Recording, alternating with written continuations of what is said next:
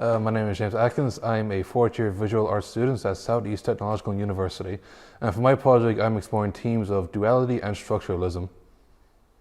So for my project, I took a lot of influence from detective shows and crime dramas and how they use materials such as like evidence boards and investigations to solve about all these crimes and these mysteries.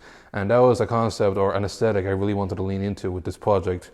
And for artists, I took a lot of influence from Robert Rauschenberg and how he uses materials to create all new subject matters and use it to try and break out of famous methods of art. And that's one thing I wanted to try to do as well with my use of notice boards and whiteboards.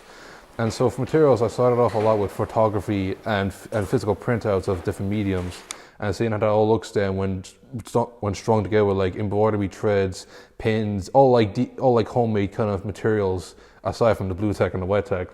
And so I just went further into that then by starting to put everything on the whiteboard, stuff you see from like an office layout or an aesthetic, because it's very kind of unorthodox when you think about them in the context of an art studio or an art gallery space. And so I just wanted to see how much further I can go along with that, and think about how you can use all these different materials in the structuralistic way to show new subject matters and new ideas that when you're looking at these, you're almost going about your own investigation of this investigation, if you would.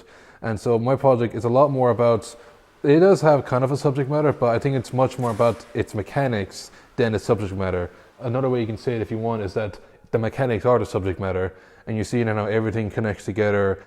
In the art studio, you can create this business layout and encourage people to be part of the space then, say, come to the Grease show and seeing how they kind of start being part of that environment and how that affects them and how they go about their own investigation.